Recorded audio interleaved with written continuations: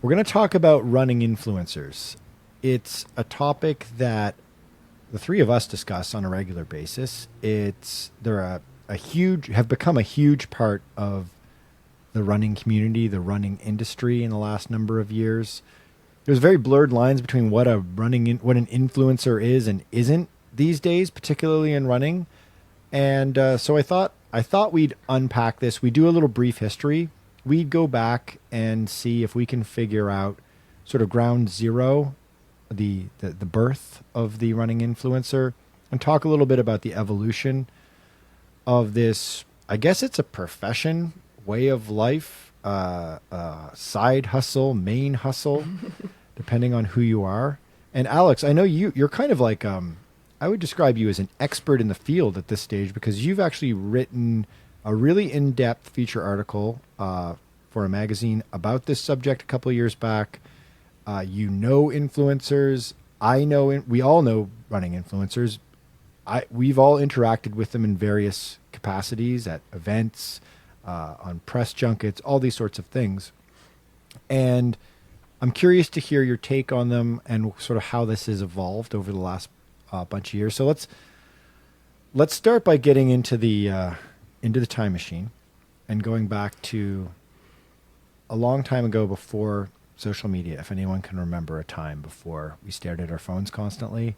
Yes, I can. Let's talk a little bit about early running influencers, people who predate social media and the impact that social media has had on the space. That's a funny thing to think about, right? Because when you say running influencer, we start thinking about these last couple years. But it's true that when I think back of when I started running, I had influences, and not just the people around me, but the people that I would seek out online. And before then, even in books. So Katelyn and Michael, you got into running before me. The books that I read were a little bit aged by the time I got into it. But, we think of these authors who positioned themselves as authorities on running before Facebook, before Instagram. There was Dean Karnazes. Dean Karnazes. Am I saying that right? Yeah, I think Karnazes. Yeah. Yep. Ultra We guy? had an ultra guy. Mm-hmm. I remember having this book that was like chicken soup. You know the chicken soup books? Yes, for the soul. Chicken soup for the soul. Chicken soup. Yeah, chicken soup for the runner's soul. Uh-huh. And in it there were essays from running writers. And these people, I looked them up on an early version of the internet and started, following their news articles, stuff like that. Those were early influencers. But I think of the people who influenced me when I started, getting competitive. And they were high-level athletes. I think these were my influencers, right? They were probably the only runners who had a platform. As if you ran fast, you made the Olympics or World Championship, people would start following you. And also around that time, they were mainly the only athletes who were able to get brand deals, right? Get free gear from Nike, Saucony, even money from these companies too. And then I remember it to be 2015. So I was about 19 years old at the time. Something changed. YouTube became a lot more popular, but from where I stand, I think it was even Instagram that supercharged this influencing movement. Mm-hmm. These pro athletes got onto Instagram and then started to develop a following, but not just them. Soon, people realized that they could build a big following by being runners online. And then soon after that, I think brands started realizing that, hey, speed doesn't really matter in building a big following. And it might make more sense to sponsor somebody who has, 50,000 followers, but runs at a slower pace and doesn't stand a chance of making an Olympic team, than to sponsor someone who's going to be at the Olympics, but who doesn't want to post online. And I think in the last few years, we're hearing a lot more about running influencers. We're seeing it a lot more because I think a lot more people have gotten into running. And what do they do when they get into running? They seek people with whom they resonate. So maybe that's not the Olympian, but maybe that's like the person who runs at a recreational level and who posts a reel every day.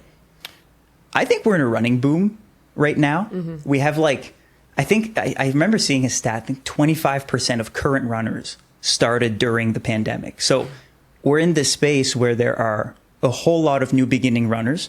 Everybody's on Instagram. And it's becoming very easy for someone to post content and build a big following, getting attention from brands, and then getting a deal. I have a friend, okay, and he wouldn't mind me mentioning him because all I'm giving him is a compliment. His Instagram handle is runnerjmd, and he's from Eastern Canada. About a year ago, he had maybe 1,000 followers about a year ago, which I guess is an ordinary follower count these days. He started posting one reel a day, one reel every 2 days, let's call it, of him running with a motivational quote, sometimes little funny skits. Sometimes he'd do running with his kids, with his wife, sometimes just himself. And it took him months to start to build a following, but when he did, it just skyrocketed. Now my friend, he's a quick runner. You know, he's a fast runner. I think he's run like a 2:30 marathon, but he's not an Olympic level runner. His followers shot up to about 100,000. I think he's hovering around 100,000 now. And that's it. Like, he doesn't need to run a 2:10 marathon to get there. It's just constant posting. People like his stuff. So brands are catching on to that, right? It's like, hey, you know, we have someone who's consistently going to post. They want to play the game a little bit. They want to engage with their followers. They're going to answer comments. Why not sponsor this person as opposed to someone who's super quick but doesn't want to engage? Mm-hmm. So now we're in this movement where, like, it seems like every runner's an influencer, and every influencer is starting to be a runner, and the line between both is becoming somewhat blurred. Yeah, I mean, I think back, and there's a similarity to like a few of the old timers I think about, like pre social media, like Bart Yasso, who was the runner in chief at Runner's World for a number of years, and then just like toured the Marathon Expo circuit, like Pearl Jam goes on tour. It's just like, 80 dates a year. They somehow pull it off. He was like hitting every single Marathon Expo, and he developed a cult of personality. Same with Dean Karnassus. And even Jeff Galloway, the guy who was pioneered the walk, run, walk thing, John Bingham, who was the Penguin runner. These guys were guys who kind of expanded the idea that you could run and run slowly, and that's cool and that's fine, and that connected with a lot of people in the 90s, in particular in the early 2000s, as there was the kind of baby boom, running boom in the early 2000s. And then our very own Amby Burfoot, who is deeply involved in what we do and kind of is one of our patron saint. He's a former Runner's World editor, and he went from being an athlete to being someone who was then a journalist, but then also kind of became a running celebrity and personality himself as well.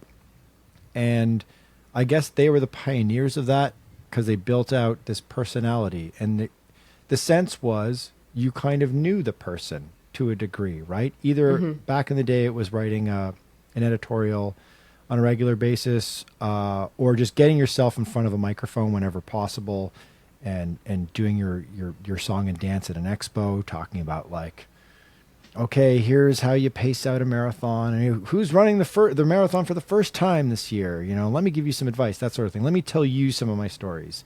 And in a way, a lot of influencers are kind of doing the same thing. It's the same set of moves. It's what psychologists call developing a one-way parasocial relationship, which is that you let a person feel, you share details of your life to a degree, and it makes the person feel as though they know you. And Instagram in particular, YouTube as well, certainly, and now TikTok are all very, very powerful ways of doing that, right? Hell, we're doing it right now ourselves, full disclosure, right? We're doing this podcast. We've got this banter, we're chit-chatting, we're sharing little details, little drips of our lives in detail. Katelyn's in Costa Rica, and she's living a specific life that's kind of interesting. Alex is a really good runner who is living in Toronto, and he's also on YouTube and doing our YouTube reviews and various other things. And I'm nattering on in this microphone on a regular basis. So we're kind of doing that too, right? So not to get too meta here, but... it's an interesting dynamic, and I think, completely obviously taken over culturally, like all social media, but in particular in running as well. So yeah, I see it as like there's kind of these stages that have happened. I think, Alex, you touched upon the impact that Instagram has had right around, what was it, like around 2015. Around 2015, because then we started to see, and it was kind of Wild West back then. I remember like influencers popped up, and some of them were doing kind of like kind of early Instagram kind of scams, which was like you'd pay a company in India usually to basically gin up a whole bunch of fake followers. So you had like, suddenly you had 10,000 followers, right? And that got you enough lift that you could go and then turn to a brand and be like, I've got 10,000 followers on Instagram. I'm a runner, like send me free stuff, or like, or even pay me a bit of money to like post about your shoe or whatever. And then obviously brands got sort of more sophisticated. They started using more sophisticated auditing tools to know whether or not you were legit. There's basic metrics you can look at, like how many likes there are on a post versus how many followers the person has, to see whether or not their followings are legitimate or not. And then so there was the smoothing out of that. And now we're sort of in a situation where I think there's a number of Instagram influencers in the running space that don't make very much money doing this, but they still are stuck having to present this lifestyle and this experience that is very like aspirational and desirable, right? It's like, no one's going to watch your channel if you're just moaning about how you don't make any money as an influencer, even though you have like 75,000 followers.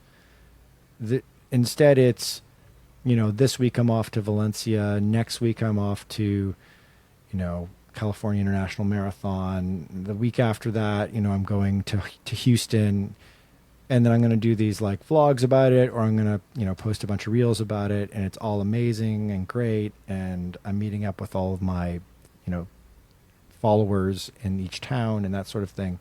And the reality of it is I think it's probably a pretty tough grind.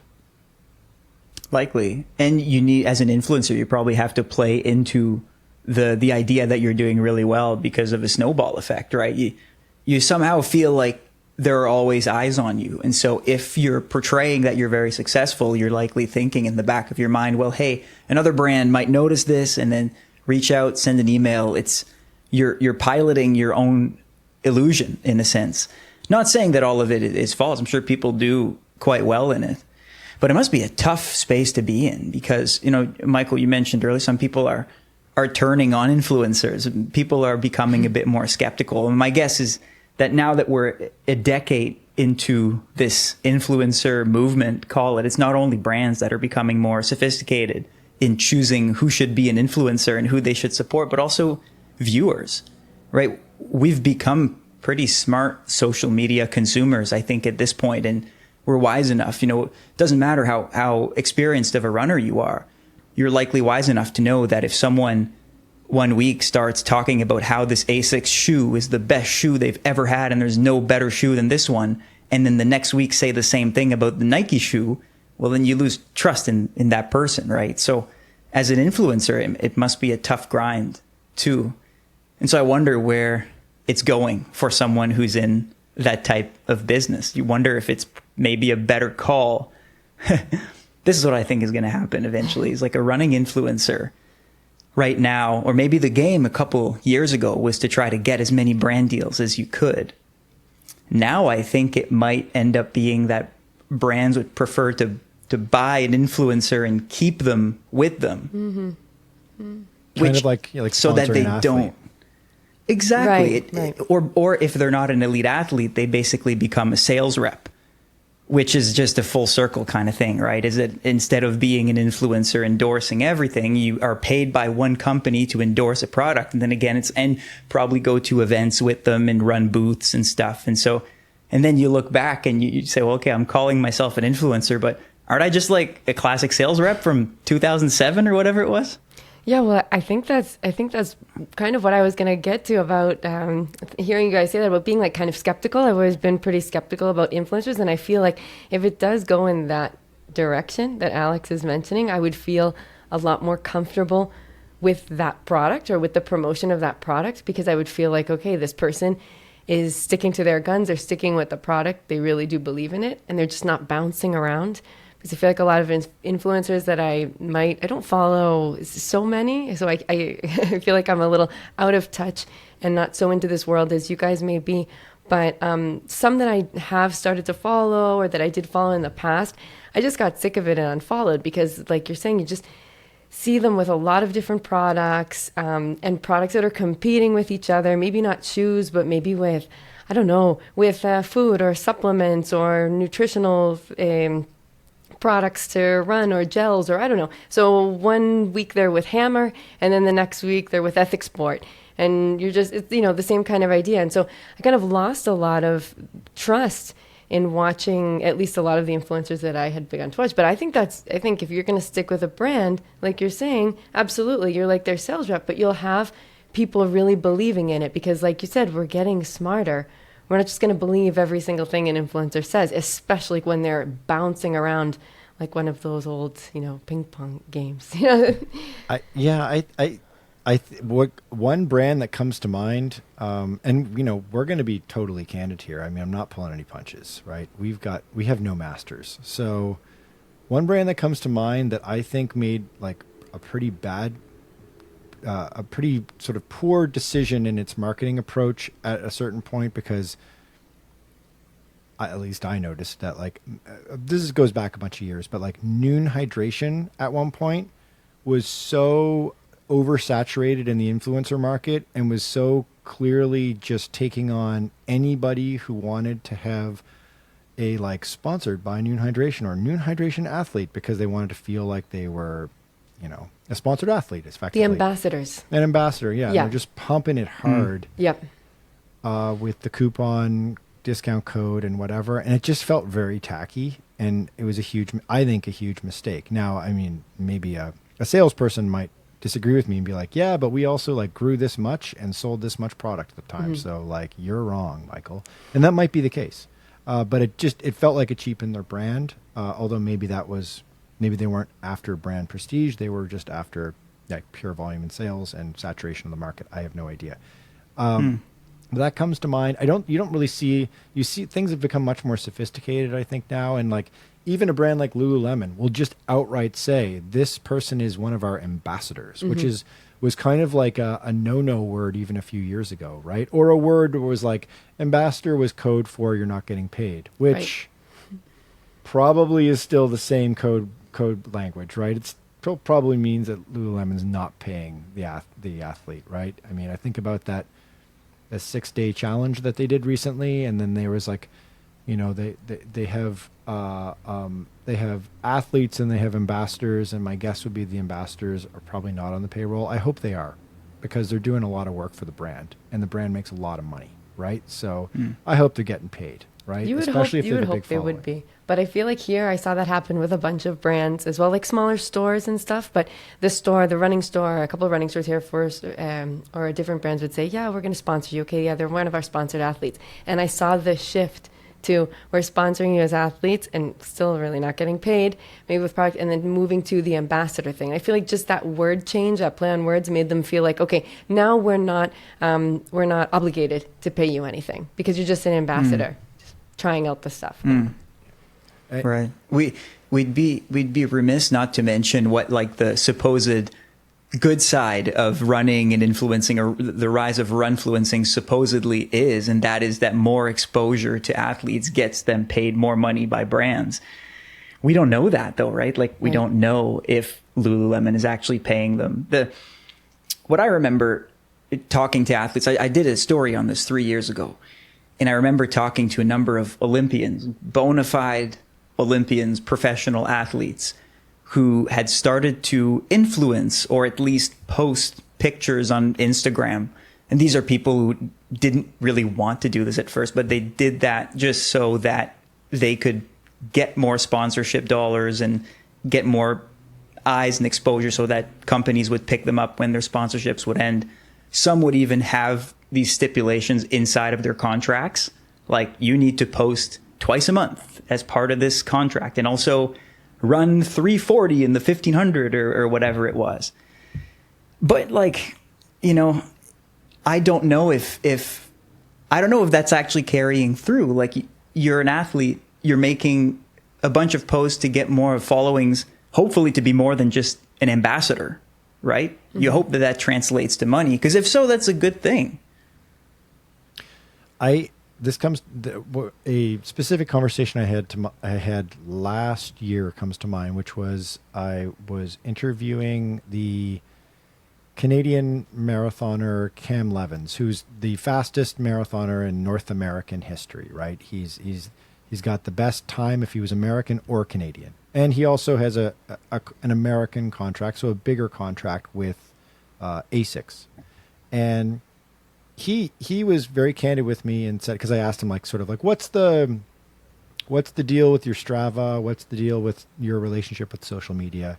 And he indicated that obviously he's not super into social media, and if you follow his accounts, you can see that he's he does his part. He checks the box off. It was clearly a contract stipulation, but he's this mythical figure in sort of nerdy elite distance running because he's got this incredible past doing mega mileage in college. So he's got a huge following in that regard. And then obviously Strava becomes this natural place for him to excel in terms of social media presence, right? And he said that was part of the contract with ASICS, is that he had to post a certain number of times a month on Strava. And that's why he uses Strava to post some, not all of his workouts and runs. And that's how he fulfills that contract. And I don't think this is probably conscious, but unconsciously, that's further building his brand and his mythology, right? That it's all about his running feats and his mega mileage feats and his incredible workouts, right? But it's an awkward space for athletes, and especially pro athletes or athletes that are on the edge of being pro or Olympic level. I think of somebody like Philly Bowden, who is a UK-based runner who I believe went to Oregon, if I'm not mistaken, and so did a stint in the US as well. And she's got a decent YouTube channel and following, 75-ish thousand subscribers on her channel. So it's a pretty popular vlog, and she's regularly posting kind of like a day in the life. It's like a vlog. It is a vlog. And she documented her process of trying to make the Olympics this upcoming year. It didn't work out for her. She also got dropped by New Balance because that was her sponsor. She was part of a training group in the UK. She got dropped by them and was really candid about it on YouTube after she got dropped, and was then kind of okay, guys, this is now my job. I'm now a YouTuber. I am now going to continue doing this, and this is I'm basically a solo act now, and I'm transitioning from effectively being an elite runner chasing the Olympic dream to being a YouTuber, to being an influencer, which is a really interesting transition. And as a little bit of a tease, we've been in touch with her, and Jesse, our colleague, our news editor, is going to do an interview with her in the near future. I'm going to pick her brain about all this stuff, so there'll be more details about that. Like that, I just did this little teased a future piece for us. Nice. But that's the elite athletes, or sort of on the edge of being elite athletes, are in a really weird predicament right now in that regard, I think. And yeah, because I think they need to feel like they need to be influencers instead of athletes.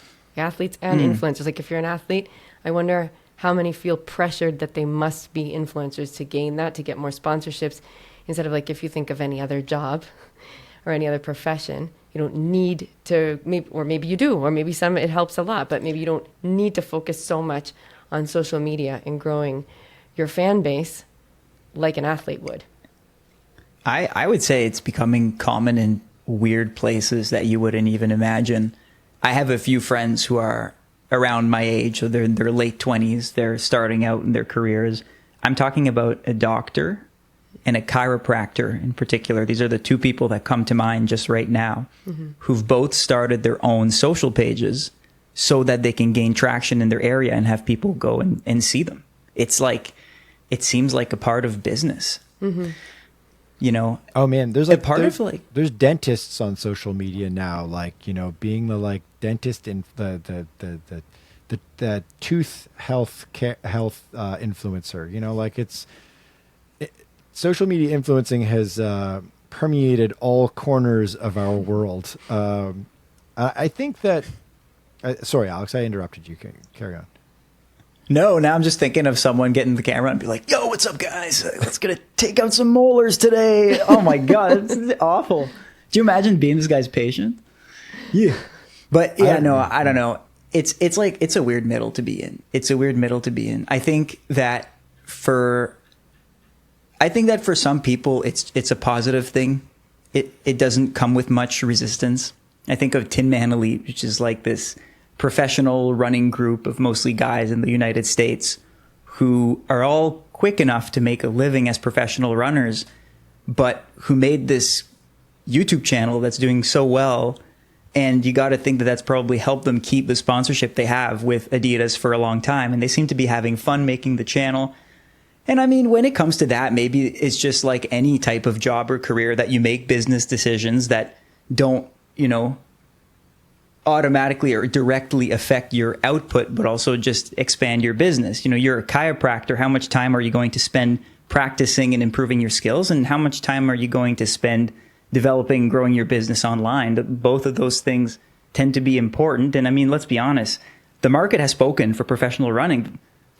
It's getting better, but there isn't that much of a market there. There isn't that much money there. And if you want to make it as a professional runner and you tell yourself, all right, I'm going to take a cool video of myself once a day, and this is going to help me achieve my goals, there really isn't much of a problem with that. But I think the tension comes where you compare two people, one professional athlete and one non-professional athlete. You know what? Put myself in this situation. All right, I'm a non-professional athlete, but I have a lot of free shoes because I review shoes. Yeah. This is something that, you know, someone who's quicker than me doesn't get. And it's like in those weird little areas that I'll feel the tension and other people might also feel the tension, because there's like this inherent thought that only the best should be able to make a living as a runner. And I totally understand that way of thinking. That's how careers go. But you're the best at making what should be a very boring shoe review super funny and entertaining. Yes, so you are. That is very true. You may be a 30-minute 10K guy, but you're a 27-minute YouTube shoe reviewer in my mind. There's this saying that goes like, don't try to be the best, try to be the only, which means don't try to be the best at one very obvious thing. Take 2 or 3 things that you like and become the best at the combination of those things. So I'm not saying I'm on a mission to become the best. Actually, I'm on a mission to become the best runner / weird skit maker of Brooks Ghost shoes. And I challenge anyone to come and take that title from me. Words of wisdom. Throw us down the gauntlet. Bring it on. I love it. I love it. I would say, like, to start to wrap this subject up, I would say that when it comes to influencers, and the reason why I think we hooked into this subject and we've been chattering about it over the last couple of weeks, and certainly the last week, is because a topic we discussed last week on the pod, which was the big debacle, the big brouhaha around Spring Energy, the gel nutrition awesome company, sauce. And the awesome sauce controversy. For those who were not paying attention to that, because it's in some respects on the surface kind of a like trivial controversy, because it's a gel that claimed it had a certain number of calories and carbohydrates. Turns out it had like less than half, maybe even a third in each gel. So big scandal, controversy, accusations that it was a fraudulent product, so on and so forth. But the reason why I think people were upset about that and really got worked up about it is because of the influencer relationship to that product. A couple of prominent coaches that a lot of people liked that had a pretty good reach on social media and were very front-facing people for that brand, and a couple of athletes as well, got pulled into it. And it was this sort of this awkward moment where there was questions about, like, what's your responsibility as an influencer when you're repping a brand?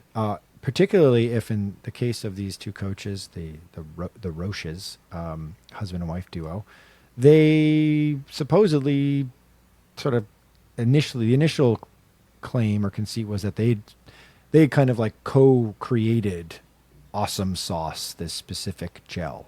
And it turns out they backpedaled and said, we actually had nothing really to do with the development of the gel. We just sort of like thought it would be a cool name and sort of thought it'd be a neat brand, a neat product. And the company ran with that. But like, what's the responsibility of those people to those claims? And what's the responsibility of any influencer when they start peddling aware? And then what is going on behind the scenes that we as consumers of their content and followers don't get to see or don't or are unaware of, like. And I think, and this is something that I think about often whenever I'm watching any sort of influencer talking about any sort of product, whether it's running or not. And I've noticed this in running in particular. Even if an influencer on YouTube, for example, says, this shoe was sent to me for free, but it has in no way influenced my opinion of the shoe, and brand X has no say on what I say in this video or how it was edited or so on and so forth. Okay, that may be true. And also, hilariously, is something I think, Alex, we have done in the past. I'm not sure whether or not you do the disclaimer anymore or not, but it is true. However, I always think to myself, yeah, but what about your long-term relationship with that brand? Okay, so if ASICS sends you a shoe and you're like, I'm going to say exactly what I think about this shoe. Are you really saying that? Because you know what's going to happen if you say something really disparaging about the brand? Maybe they may not interact with you anymore. Maybe they may not pay for your trip to the California International Marathon in the future, for example. So whether you're conscious of it or not, in the back of your mind, your relationship with the brand is influencing what you're saying.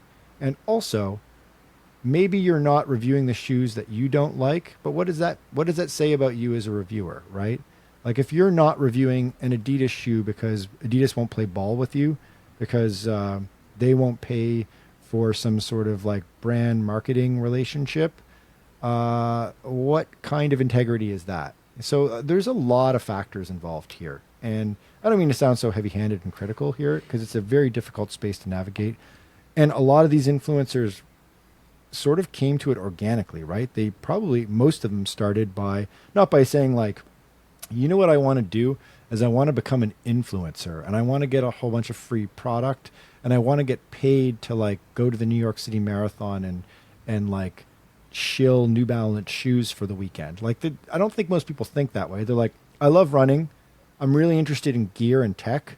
I really want to talk about these shoes that I'm interested in. So I'm just going to like make some videos because I'm interested in also trying to make a YouTube channel. Like, it just seems like a fun thing to do, like a fun hobby or a fun side project or side hustle. And then it develops into something bigger than that.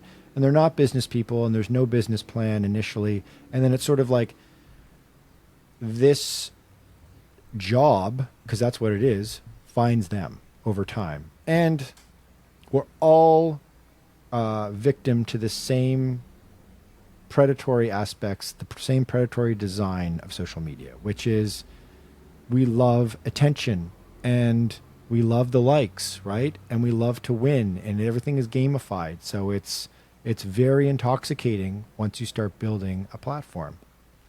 And it's very difficult to have ethics when you're trying to get likes and you're trying to then also maybe keep your head above water and get paid after you've maybe quit your full-time job to become a YouTuber, right? So it's a complex, I think it's still like a pretty complex space that is continuing to evolve. And I'm curious to see where it goes.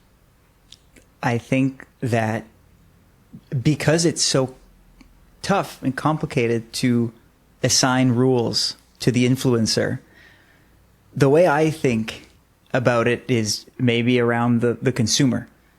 As someone, it might be more helpful to ask, what information should I take in from influencers as opposed to our influencers giving us the right information? I think as someone who's like, who has done shoe reviews online, but also who listens to other ones, and not just shoes, but everything, right? I get ads for phones and laptops and all this stuff. I don't really listen to the influencers. Let's take shoes. There's a personal variability in there that you can't overcome. Like, if someone likes the Saucony Kinvara, it doesn't mean that I'll like it. In fact, I hate it. It doesn't work for me, though it's a very popular shoe. I kind of like the Kinvara. So, okay, yeah, there you go. Well, there you go. It's not a good or bad shoe. I don't like it. You might like it. And so it's like, okay, well, what do I do as a consumer? Try it yourself. Talk to friends. Talk to friends who don't have any stake in the game. Go out in the world and try these things and take everything you hear online with a grain of salt. Although I will say, and I'm not just saying this to defend what we do, but I am saying it to defend what we do, which is it's really important to have some sort of editorial integrity and some sort of editorial code of ethics in place that's locked in, so that anytime you're dealing with a brand, you're like, here is my code of ethics. Here are the rules. Here's the guardrails for us. And we're not breaking it under any circumstances. And then also try to review as many different things as possible, good and bad, and pay attention to when a reviewer is saying, or when an influencer is saying something negative about something, and not in a shitty way where they're just trying to gain attention, but in a way where they're being honest and they're trying to like share constructive criticism and feedback and hopefully help their audience. I think that's valuable to pay attention to. And I will say that, Alex, that's what you do. And so kudos to you for doing that. You've got a green light to do that. No one has ever said to you, like, be nice to this shoe or whatever. It's say what you think, and your opinions are your opinions, and that's that. And then obviously, like, different strokes for different folks, right? Like, certain shoes are going to work for certain people, and you're going to have an opinion about it. Like, I'm sure if poor Saucony, now if you review a Kinvara, you're going to be like, I don't like this shoe, but that doesn't mean it's not a good shoe, right? So, but that's also, that's a pro tip from a somewhat seasoned reviewer, is this is also potentially a way to get brands to respect you. Is to know that you're going to be honest with every product that they send you, so that if they send you a product and you like it and you talk about it, your audience will resonate with it because they know you're not just giving everything 10s. And that actually speaks a lot more for a glowing review, if everything is a glowing review. All right, I think we've talked enough about influencers.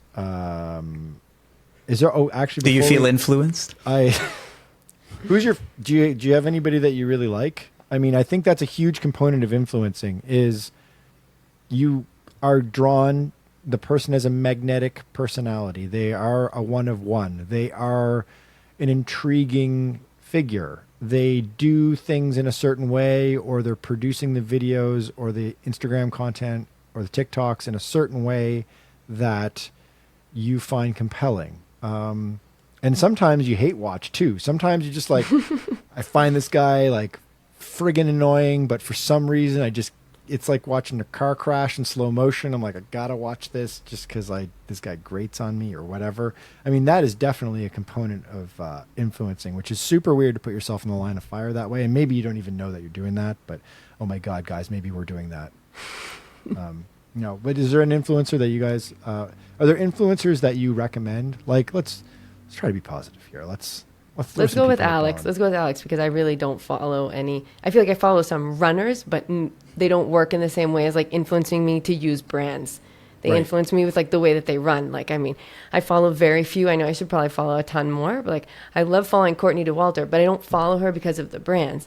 You know, I don't use Salomon products. I don't, use Tailwind products, or, I do use Injinji, which she uses, but it's just a coincidence that that's the product that I use or like. But I follow her because of her and because she's an incredible runner, not because of, or using products that she's peddling. So I think Alex would probably be best to answer this question. You can give us maybe some good examples or people that maybe I could start following to see if I get inspired by an influencer. I mean, I have a biased take, I think. I don't follow people on Instagram that much for their content. I just don't browse it very much. I gravitate more towards YouTube because I like the longer form stuff. And I tend to follow people who are roughly my speed or faster just because I'm curious about what they do. It makes me want to get to that level. There was one YouTuber that I followed for a long time, Spencer Brown, the Athlete Special. And it's funny to talk about these accounts because people have opinions and there's so much of them online that many of them have received blowback for whichever thing. I liked his videos. He pulled the curtain and showed like what it was like to go under a 4-minute mile. That was in his collegiate career. He had a whole section of post-collegiate stuff. At one point, I think Brooks gave him a professional tryout and he got to go to the pros training camp for a few months or something like that. And it was the story of a guy trying to make it as a professional runner. And it was no punches pulled, quite honest. I enjoyed that channel and it was a regular upload. I liked Tin Man Elite because of the storyline. It was a group of guys training together. There's a lot of dialogue. I think I just gravitated towards that type of thing too. And oh God, I remember watching the Ingebrigtsens, and that didn't age well. I know there's maybe an impending lawsuit between the sons, Henrik, Philip, and Jakob, who have become some of the best, like, absolute best runners in the world, and their coach / father, Geert, who was very intense with them throughout their lives, bordering on abusive potentially. I think that's the allegation. But it produced a crazy YouTube series, I think 5 or 6 episodes of their lives, how they've dedicated everything since childhood to training. And it was a compelling watch, but it was also a little bit horrific at times. Those are probably the 3 channels I've watched the most. Do you have I feel like, Michael, you're not an influenceable guy. You're not into influencers, but do you have a guilty pleasure?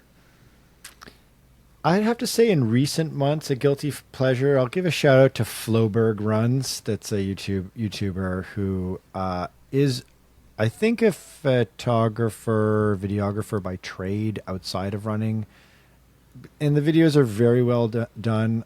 I, at times, have to admit I kind of hate watch it because there's elements of it that I'm just like, I roll my eyes at it because he and I are roughly the same ability level. So he's like making a big deal out of breaking 240 and whatever. I'm like, dude, it's not that big a deal. Come on. It's a combination of your talent, your age, and work ethic. And maybe that's enough. Maybe that's enough that we should be making a big deal out of it. But it's like, it is a big deal. Whatever. Come on, Katelyn. It's a big deal to the person where that's what's in front of them, which is an important thing, and it's something that I celebrate it. It's great, but it is a little weird and cringy, and it's kind of the reason why I watch in part. But also I watch it because like the videos are very well produced, they look great, and I think for somebody who's looking to watch some aspirational and really well shot, really well documented videos, they are fantastic. And also, I will give the guy full marks, full credit. He ran Boston this year. He was he qualified because he ran a very good time to qualify for it. So I would assume he was one of the influencers that got invited to, that didn't get an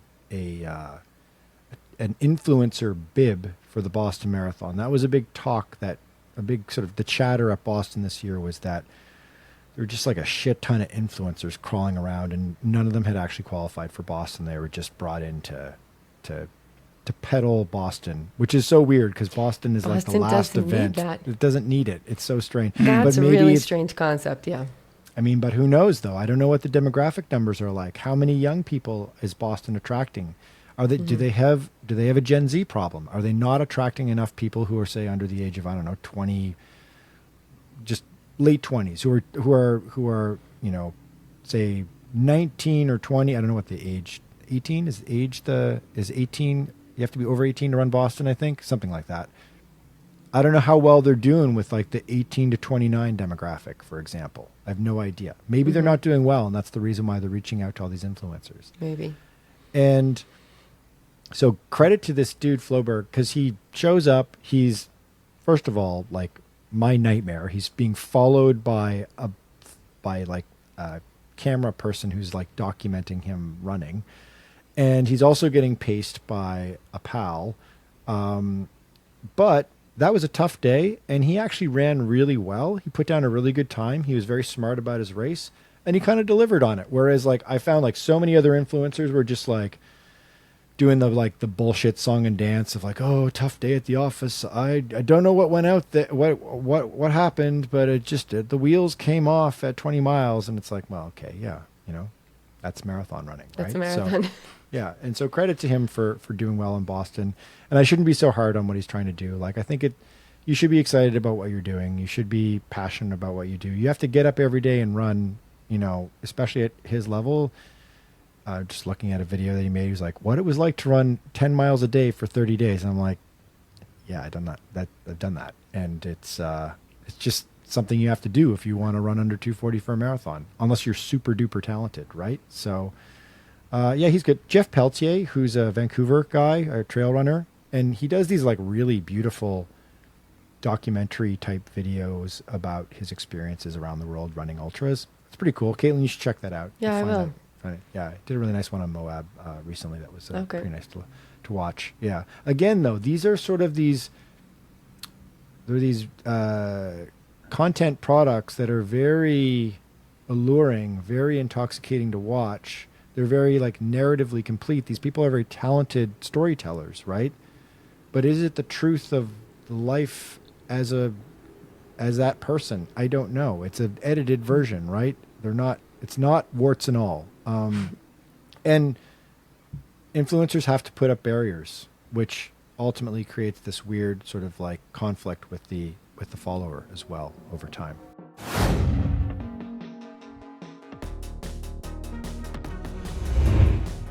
Hey, thanks for watching this clip. If you haven't already, give this video a like because it helps us connect with other runners like yourself. And also be sure to subscribe to this channel. That way you're going to get all the new videos that we produce. We're releasing new content every single day on YouTube. Thanks for watching.